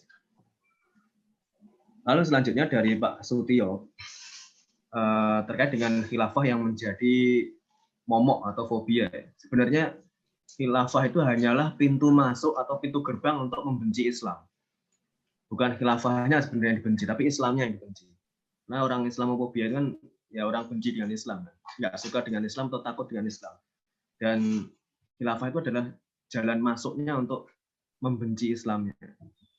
Ya meskipun terlepas ke konsep khilafah mana yang dipakai ya, apakah konsep khilafahnya Khulafa Ar-Rasyidin atau mungkin bagi yang setuju dengan konsep khilafahnya Umayyah, Abbasiyah, Fatimiyah, Turki Utsmani, ataupun juga konsep khilafahnya saudara-saudara kita dari Hizbut Tahrir. Nah itu kan itu beda-beda juga. Jadi menurut saya untuk Pak Sutio tadi ini bukan khilafahnya yang dibenci, tapi Islamnya yang dibenci. Karena dengan membenci khilafah maka bisa membenci Islam. Itu jalannya kan dari situ. Nah lalu selanjutnya dari Bu Mutamimah atau Mbak ini. Apakah selama pemerintahan Harun Ar-Rasyid itu pernah berperang? Jawabannya pernah. Jadi Harun Ar-Rasyid setelah Barmak itu, tadi Pak Mukawin menyinggung keluarga Barmak itu jatuh, beliau menyerang Rum. Ya. Jadi ingin mengimplementasikan surat Ar-Rum ya, Gula Batir Rum, dikalahkanlah bangsa Rum. Rum kita tahu, atau Rum itu kan bahasa Al-Quran ya, atau kalau bahasa baratnya itu Romawi, atau Romawi itu bahasa Indonesia. Romawi itu kan ada dua, Romawi Barat dan Romawi Timur. Romawi Barat itu ibu kotanya atau pusatnya ya di Roma, Italia itu. Romawi Timur ya pusatnya di Konstantinopel, yang dipimpin oleh Konstantin, yang kemudian diubah namanya menjadi Istanbul sebetulnya. Tapi karena sulit melafalkan Istanbul, akhirnya Istanbul. Ya, lisannya hampir sama ya. Nah, jadi pernah juga menyerang Romawi Timur lebih tepatnya. Atau di referensi lain disebutkan menyerang Bizantium, karena Romawi dan Bizantium kan sebenarnya hampir sama ya. Tapi ternyata ikhtiar dari Harun al-Rasyid ini belum sukses. Ternyata Harun al-Rasyid belum bisa membuktikan sabda Nabi bahwa sebaik-baik pemimpin dan sebaik-baik pasukan adalah yang bisa menaklukkan Konstantinopel. Tapi ternyata bukan Harun al-Rasyid yang dimaksud, tapi yang dimaksud adalah Sultan Muhammad. 29 Mei 1453 Masehi. Yang kemudian mendapatkan gelar Al-Fatih karena bisa menaklukkan. Jadi namanya itu aslinya kan Muhammad. Muhammad yang karena bisa menaklukkan menjadi Muhammad Al-Fatih. Itu sama seperti penakluk Andalusia ya. Namanya kan aslinya kan Abdurrahman I. Tapi karena beliau bisa memanage pasukan sedemikian rupa dengan panglima perangnya Tariq bin Ziyad itu, maka kemudian beliau mendapatkan gelar Ad-Dakhil, yang artinya adalah bisa masuk, orang yang bisa masuk ke mana, ke Eropa, ke Andalusia. Maka namanya kemudian terkenal dengan Abdurrahman Ad-Dakhil. Namanya artinya Abdurrahman. Nah, lalu yang selanjutnya dari Pak Eko, Islam maju. Islam maju ini kapan? Ya, kalau kita berbicara masalah Islam maju, saya rasa kita semua bisa optimis, apalagi kalau kita meminjam teorinya Clifford Geertz tentang 11 syarat peradaban itu. Karena kebudayaan itu bisa disebut maju, bisa disebut beradab kalau 11 syaratnya itu terpenuhi, dan 11-nya itu saya rasa umat Islam sekarang sudah memenuhi. Kalau itu indikatornya, maka sekarang umat Islam sudah disebut sebagai masa yang maju, masa atau tempo yang berkeadaban, yang sudah maju. Tapi kalau indikator kita harus sama seperti masa-masa Abbasiyah, terutama di masa Harun al-Rasyid, ya mungkin itu perlu effort yang lebih besar lagi. Lalu yang selanjutnya dari Pak Harmanto. Bentar saya baca ulang ya. Pak Harmanto tadi gimana?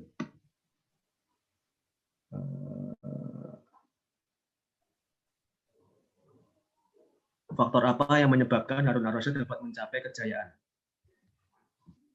Faktor apa yang bisa menyebabkan Harun al-Rasyid bisa mencapai kejayaan? Faktornya adalah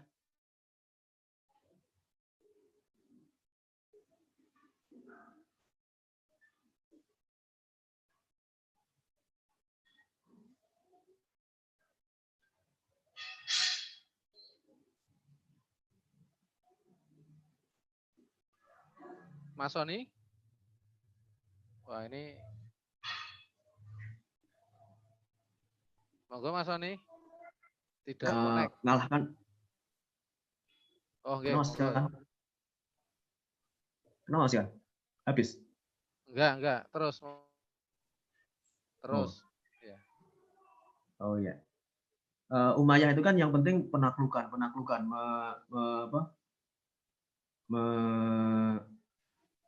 menguasai daerah lain, termasuk sukses menguasai yang namanya Andalusia. Makanya kemudian dikenal dengan Umayyah II. Dan keberadaan Andalusia ini ketika Abdurrahman ad-Dakhil memerintahkan Tariq bin Ziyad untuk bisa menguasai Andalusia, yang kemudian bisa mendirikan dinasti di sana dikenal dengan dinasti Umayyah II ini, waktunya, temponya itu berbarengan dengan masa keemasan Abbasiyah di masa Harun al-Rasyid. Dan Harun al-Rasyid tidak mempermasalahkan itu. Ini luar biasa juga menurut saya, hadirin yang saya hormati.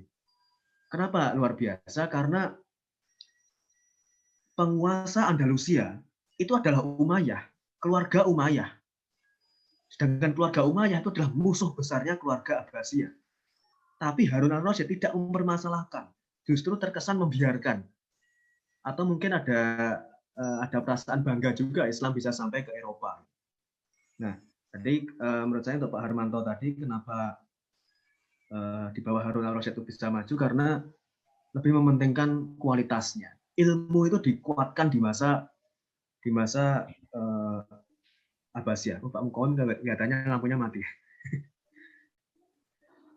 Nah, jadi seperti itu. Bagaimana Abbasiyah itu Harun al-Rasyid terutama itu lebih mementingkan kualitasnya. Ilmu pengetahuan difasilitasi, seni yang selama itu dianggap bahwasanya Islam itu anti seni. Lalu kemudian di masa Harun al-Rasyid justru seni itu mendapatkan tempat tersendiri. Itu kan menandakan bahwasanya Islam tidak anti kesenian. Sastra juga demikian. Abu Nuwas contohnya.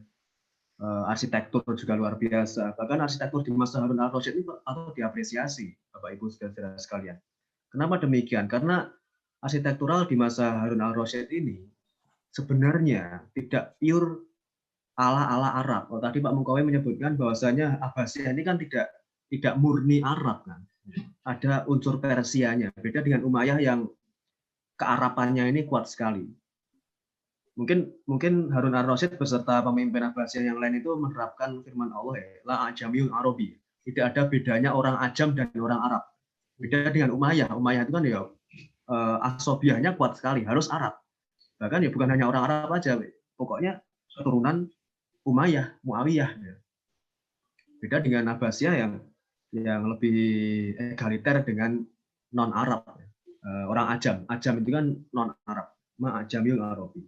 Nah, itulah kenapa Harun al-Rasyid itu menurut kacamata kecil saya, kacamata fakir saya, bahwa kemudian bisa memajukan Abbasiyah, ya. Termasuk arsitektur tadi sempat saya singgung, tidak murni dari Arab, tidak murni dari Persia, tapi ternyata arsitektural yang berkembang di Abbasiyah itu, kalau menurut bukunya Benson itu justru diambil dari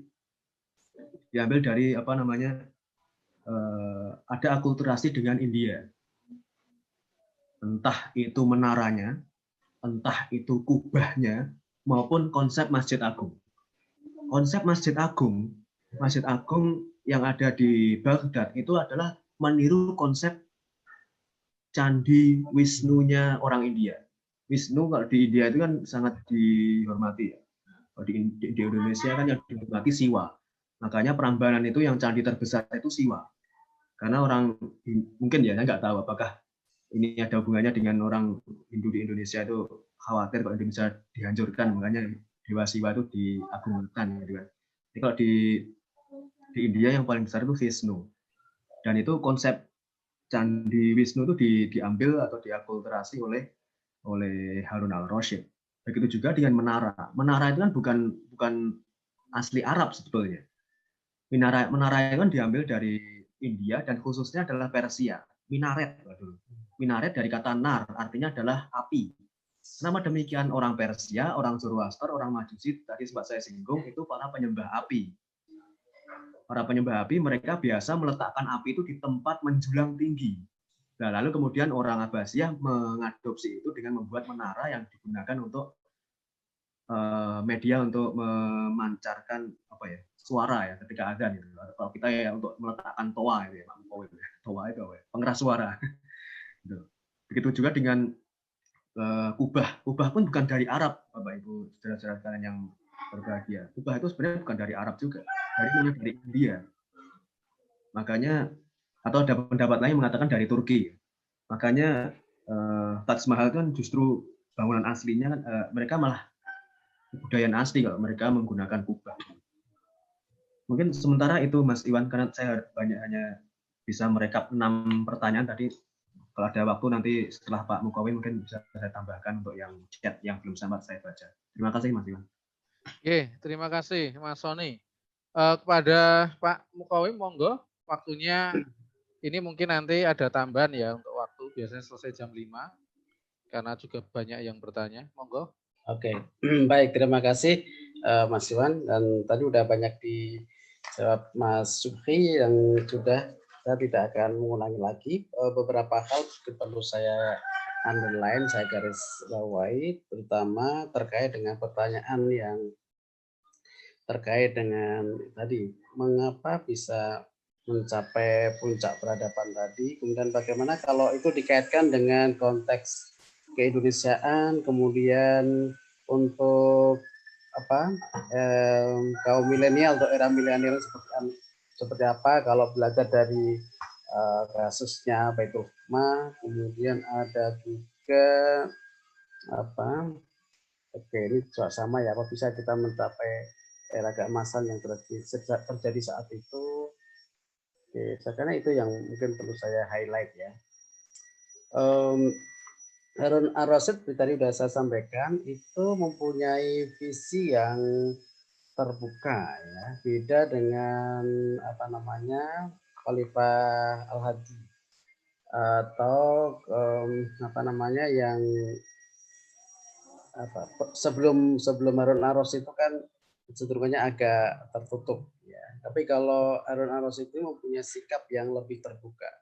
Sikap terbuka ini sebenarnya modal bagi orang yang mau mengembangkan ilmu pengetahuan dan juga beberapa aspek yang lain. Keluarga Barmak masih dipercaya sebagai orang kepercayaan, kan mulai dari ayahnya yang percayakan pada Khalid Al-Barmaki, kemudian anaknya Yahya, kemudian nanti berikutnya itu anaknya Yahya yang satu level dengan Harun juga, itu ada Ja'far, ada Fadl, itu juga mempunyai hubungan yang sangat dekat. Sikap terbuka seperti itu lebih didasarkan kepada membangun relasi secara positif dengan siapapun yang mempunyai kualifikasi atau kompetensi. Jadi bukan pada likability-nya. Memang ada ya unsur beberapa kasus ya likability-nya itu yang tidak suka, itu kemudian cara dalam tanda kutip ya, negara ada politik juga, cara menyingkirkannya itu dengan cara yang lebih halus ya. Kalau sebelumnya kan luar biasa, bahkan di dalam gambaran ini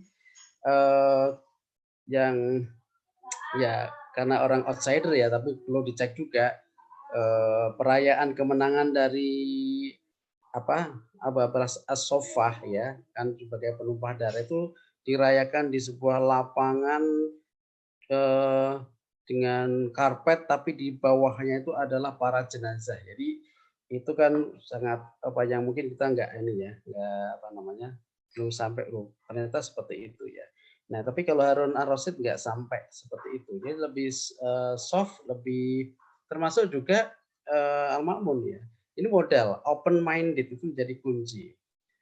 Nah, seperti diingatkan oleh Toby Ihaf dalam bukunya The Rise of Modern Sciences, Islam, China, and the West, ya, dia mengingatkan bahwa kenapa peradaban Barat sampai mencapai era Renaissance atau Eflarung itu karena ada institusionalisasi ethos science. Itu yang terjadi. Jadi transfer pengetahuan yang dilakukan di Barat pada abad ke-11, 12 sampai 14 itu kan meniru apa yang dilakukan oleh Harun ar-Rasyid atau era Abbasiyah di abad keemasan ini. Transfer pengetahuannya persis. Cuman kalau era Harun ar-Rasyid ini transfer pengetahuan tadi membentuk tim itu dengan melakukan amalgamasi, mengumpulkan karya-karya dari semua tradisi atau peradaban sebelumnya yang sangat kuat, entah dari Yunani, Persia, kemudian dari India dan seterusnya, diterjemahkan itu. Hal yang sama juga terjadi di Eropa. Ada John of Tripoli, ada Gerard Cremona dan seterusnya, itu pada abad ke-11, 12 sampai 14 itu terjadi proses transfer pengetahuan dari peradaban Islam di timur di Baghdad itu dengan mengambil tanda kutip ya karya-karya peradaban yang ditulis oleh para ilmuwan Muslim itu ke Eropa dengan diterjemahkan ke bahasa-bahasa Eropa. Jadi itu sebagai hal yang sangat wajar. Dan ada beberapa yang mungkin ya menyalahartikan terjadi ini sisi lainnya ya, itu mengaburkan nama ya, misalnya Al-Ghazali dengan Al-Ghazali, Ibnu Sina Avicenna, kemudian Ibnu Rushd dengan Averroes. Sebenarnya ini soal yang biasa dalam proses transliterasi. Orang Sulaiman itu kadang sulit mengatakan alamin, tapi ngalamin ya. Safi itu sapingi ya, ini seperti itu. Karena apa? Karena di proses penerjemahan dari tradisi sebelum Islam, misalnya dari Yunani ke bahasa Islam juga mengalami proses yang sama. Kalau saya membaca bukunya Ibnu Abi Usaibiyah, kemudian Ibnu Juljul, itu ada Tabaqatul Atibaq wal Hukama, Iqbal Hukama dan seterusnya itu. Proses penerjemahan itu juga sama, ada proses transliterasi. Orang Yunani mungkin akan protes ya pada abad ke-8 itu karena sudah tidak menjumpai nama-nama Yunani lagi. Ya, Plato itu diterjemahkan di dalam Tabaqat itu dengan Aflatun ya. Socrates itu dengan Sokrat, ya. Kemudian Aristoteles dengan Aristu, ya. Apollonius dengan Abulun, dan itu adalah proses yang biasa. Jadi karena apa? Karena memang lidahnya berbeda dan transliterasi berbeda. Artinya proses itu agaknya mirip dengan itu. Nah, bagaimana kalau itu dikaitkan dengan era sekarang? Tadi saya menyebut institusionalisasi ethos science, itu yang terjadi di Barat, munculnya Oxford, kemudian di Montpellier di Prancis dan seterusnya itu kan karena yang dilembagakan itu adalah etos keilmuannya. Itu yang tidak terjadi dalam bahasanya atau analisisnya to be have itu di dalam tradisi Islam di era Abbasiyah, karena memang modelnya kerajaan itu, karena kan modelnya adalah keturunan, bukan pada meritokrasi, pada kemampuan seperti pada Khulafaur Rasyidin. Artinya apa? Bagi khalifah, bagi pemimpin yang memang tidak mempunyai komitmen dalam bidang keilmuan, maka bisa dipastikan ilmu itu akan turun. Karena apa? Karena tidak ada jaminan untuk melembagakan. Nah, tapi kalau sudah dilembagakan menjadi sebuah regulasi, aturan, maka siapapun yang memimpin, maka akan melaksanakan itu. Nah, itu yang disebut dengan institusionalisasi di Eropa, kemudian bahkan dalam tradisi di Eropa itu ada mazhab Averroism. Justru kan Averroes itu menjadi inspirasi munculnya mazhab di Eropa yang luar biasa. Buku-bukunya Avicenna, Ibnu Sina itu dipakai di kedokteran, fakultas kedokteran di Eropa sampai abad ke-19. Ini karena apa? Karena soal pelembagaan itu yang naik turunnya dalam peradaban Islam tidak sepenuhnya bisa dipertahankan dalam di era Abbasiyah ini, sehingga yang punya komitmen seperti Harun ar-Rasyid kemudian Al-Ma'mun itu bisa tinggi ya peradaban dalam bidang sains dan teknologi, tapi tidak ada jaminan setelah itu akan bisa terus dijaga, karena problemnya adalah pelembagaan itu. Dalam bahasanya Robert Camerton itu ya seperti itu juga. Nah, kalau ini kita bawa konteks keindonesiaan, maka kita tidak meniru secara teknisnya, tapi tadi etos keilmuan, etos sains tadi yang harus dipertahankan. Tadi di awal saya menyebutkan ada satu sudut pandang yang menurut saya itu objektif dalam bukunya George Sarton. Saya tidak melihat referensi Bobrick ini menggunakan George Sarton. Padahal George Sarton itu sejarawan sains dari Harvard yang menurut saya cukup objektif. Bukunya Introduction to the History of Science saya punya itu 4 jilid ya. Satu jilidnya itu 1000 halaman. Itu bahkan menyebut bahwa man of the century, ya tokoh satu abad itu adalah Al-Biruni. Man of century itu adalah Ibnu Sina. Man of century adalah Al-Khawarizm dan seterusnya. Itu adalah sebuah ungkapan dan di sana bahasanya itu sampai puluhan halaman, itu sangat objektif. Nah, menurut saya tidak melihat ini literatur yang digunakan oleh Bobrick ini ya, menggunakan George Sarton itu. Saya itu juga harus di cross check dengan yang lain. Nah, dia mengatakan kenapa peradaban Islam dalam konteks sains dan teknologi bisa berkembang, kata dia adalah because of the gravity of the Quran. Karena ada gravitasi Al-Quran. Ini adalah spirit normatif. Ya. ketika di dalam Al-Quran itu ada afala yang duruna ilal ibili kaifa khuliqat. Itu dari sisi bayaninya, teks. Tapi dari sisi burhaninya, itu kemudian Al-Biruni itu melihat bagaimana ayat itu menginspirasi dalam konteks realitas. Kalau di dalam konteks Indonesia, ibil itu onta, yaitu kalau di Gunung Kidul ya diganti dengan belalang. Apakah kamu tidak memperhatikan bagaimana belalang diciptakan? Itu akan ada survei, riset tentang macam-macam belalang. Itu akan dikumpulkan dari sebuah laboratorium. Di Sleman itu adalah tengu ya. Maka apakah kamu tidak memperhatikan bagaimana tengu diciptakan? Macam-macam tengu itu mungkin akan muncul para dokter tengu yang banyak sekali. Nah ini akan ini spirit normatif itu dibuktikan itu. Sehingga ketika Materia Medica, ensiklopedi yang dilanjutkan oleh Al-Biruni sampai ke negerinya Rai Kapur di India, itu sampai berjilid-jilid menambah daftar nama-nama tumbuhan. Untung dia nggak nyampe ke Indonesia ya, ke negerinya Rai Gedek ya. Karena suka makan rebung ya. Itu kalau sampai di Indonesia lebih banyak lagi itu ensiklopedinya itu, Materia Medicanya itu akan lebih tebal lagi. Nah, spirit ini itu bisa dikembangkan di Indonesia. Karena apa? Biodiversity di Indonesia itu luar biasa. Kalau Al-Quran itu dijadikan sebagai spirit ya, konteks of discovery, maka akan muncullah seperti era Abbasiyah. Yang berikutnya adalah literasi. Ya.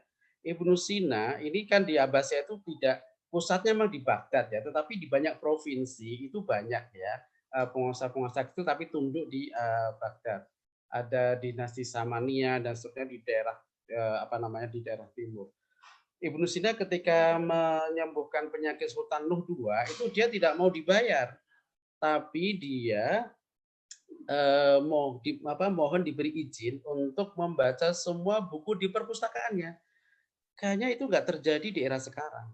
Kaum milenial itu kalau memilihnya seperti pilihan Ibnu Sina luar biasa. Jadi budaya literasi adalah membaca, itu luar biasa. Nah ini yang kalau mau dikembangkan konteks milenial tadi, kemudian konteks Indonesia bisa nggak ya? Spirit itu yang harus dikembangkan, bukan pada level teknisnya enggak ya. Membaca, kalau ingin jadi besar maka harus membaca karya-karya besar. Nah disitulah penerjemahan Plato, Aristoteles, Socrates itu diterjemahkan ke bahasa Arab. Wajar kalau muncul para filosof Muslim yang hebat-hebat karena belajar dari orang hebat. Ya tentu di sini disesuaikan dengan tradisi keilmuan sehingga dia ada hikmatul masyaiyah, ada peripatetik filosofi, ada hikmatul isyraqiyah, ada hikmatul muta'aliyah, dan sudah ada filsafat yang berkembang luar biasa. Sehingga hampir semua ilmuwan di era Abbasiyah ini bersifat ensiklopedik, ya hampir menguasai banyak disiplin keilmuan karena memang tradisi literasinya sangat kuat. Dalam konteks OECD atau World Economic Forum itu menawarkan pentingnya pendekatan multiliterasis, banyaknya multiliterasi.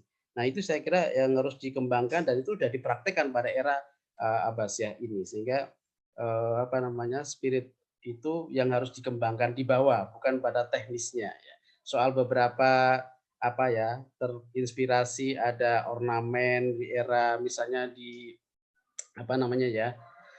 Abbasiyah di Baghdad itu ya nggak masalah ya.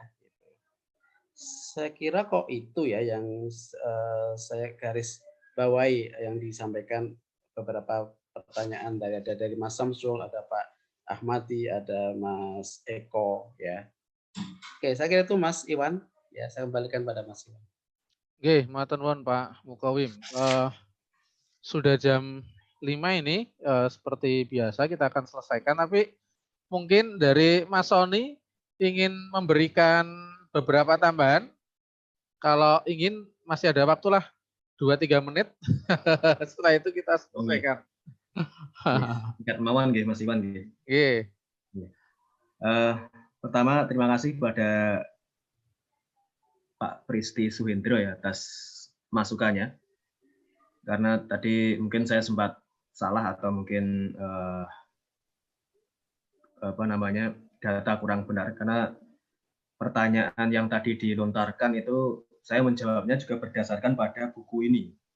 Kalau dalam buku ini halaman 109 itu disebutkan memang terutama di alinea pertamanya itu walaupun alkohol dilarang oleh Al-Quran, anggur tajam difermentasi ringan terbuat dari buah anggur, kismis atau korma dan semuanya dan seterusnya itu memang sempat dikonsumsi ya. Ya, saya terima masukannya dari Pak Pristi Suwendro ya, karena saya mungkin kurang membaca ya, karena saya cuma membacanya bukunya Bobrik aja. Mungkin buku, karena menurut Pak Mukawim tadi kan karena ini buku disusun oleh outsider ya. Karena kadang mungkin kalau disusun oleh outsider ya mungkin ada tendensi tertentu ya, untuk menjatuhkan dan lain sebagainya. Sama seperti para sejarawan Barat ketika menuliskan sejarah Utsman bin Affan ini juga kayak gitu. Sejarawan Barat selalu mengatakan bahwasanya Utsman itu adalah seorang nepotis. Padahal kita sebagai orang Islam yang mengatakan Utsman bukan nepotis, hanya fitnah saja itu. Fitnah antagonisme politik aja itu. Oke, terima kasih pada Pak Pristi Suwendro ya. Karena saya menjawabnya hanya dari buku ini saja. Mungkin buku yang lain menyatakan yang berlawanan ya. Kalau saya salah, saya meralatnya sekarang. Lalu yang terakhir, karena Mas Iwan sudah mengatakan selesai, terkait dengan arsitektur. Arsitektur yang terpengaruh Harun al-Rasyid di Indonesia. Mungkin Bapak Ibu saudara-saudara sekalian yang saya hormati, seringkali melihat ada yang namanya lengkungan masjid atau arcuit masjid yang ala-ala Mediteran berwarna coklat dengan selingan warna putih coklat itu dipengaruhi dari Abbasiyah. Atau kalau Bapak Ibu saudara-saudara sekalian ada di Jogja, tahu ada masjidnya Pak Hidayat Nur Wahid di depan Candi Prambanan itu. Nah itu secara arsitektural mirip sekali dengan tinggalan-tinggalan budaya materi yang ada di Abbasiyah. Mungkin gitu aja, karena waktu juga sudah tidak banyak lagi. Oke, matur nuwun. Kepada Pak Mukawim ada yang ingin disampaikan untuk penutup? Satu. Iya, baik, terima kasih Mas Iwan dan Mas Soni. Tentu membaca sejarah itu perspektifis ya, karena akan sangat dipengaruhi oleh siapa penulisnya dan juga akan dipengaruhi oleh siapa pembacanya. Yang penting adalah apakah kita mampu menjadikan masa lalu itu dari sudut positifnya. Experience is the best teacher. Bahwa pengalaman dari sisi personal dan juga sisi kolektif. Ya, Abbasiyah itu adalah sisi kolektif consciousness.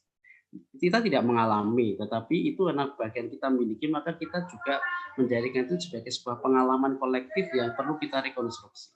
Untuk apa? Wal tangdur nafsum ma qaddamat liqad. Itu adalah spirit sejarah, adalah merekonstruksi pengalaman personal dan juga kolektif yang pernah terjadi masa lalu untuk membangun ke depan secara lebih positif. Itu saja. Sehingga soal hasil pembacaannya itu berbeda, justru di situ akan bisa dirasakan oleh sekitar atau tidak. Itu yang nanti sejarah lagi-lagi akan membuktikan. Saya kira di situ Mas Iwan closingnya, intinya adalah memang kita harus semakin banyak membaca sehingga kita akan bisa melihat dari sudut pandang yang beragam atau dalam bahasa sekarang inter, multi, dan transdisipliner. Demikian. Assalamualaikum warahmatullahi wabarakatuh. Waalaikumsalam warahmatullahi wabarakatuh. Demikian diskusi buku pada sore hari ini. Saya tidak perlu menyimpulkan, tapi secara prinsip belajar sejarah di masa lalu itu sebenarnya adalah untuk membangun sejarah untuk masa depan, karena kita bisa melihat bahwasanya masa lalu ada kelebihan kekurangan. Di hari ini tentu kita bisa memperbaikinya, walaupun sejarah Harun al-Rasyid, sejarah peradaban besar, kemegahan kita belum apa-apanya di hari ini. Nah, ini yang problem bagi kita semua. Tetapi spiritnya saya rasa banyak yang perlu kita bisa pelajari seperti disampaikan oleh Mas Soni, oleh Pak Mukawim tadi. Demikian untuk diskusi pada sore hari ini. Kita ketemu lagi Jumat depan. Terima kasih kepada kedua narasumber, kepada Pak Hamim, kepada jamaah Zoomiyah yang setia sampai jam 5 lebih pada sore ini. Kita akhiri untuk diskusi pada sore ini dengan baca hamdalah. Alhamdulillahirabbil alamin.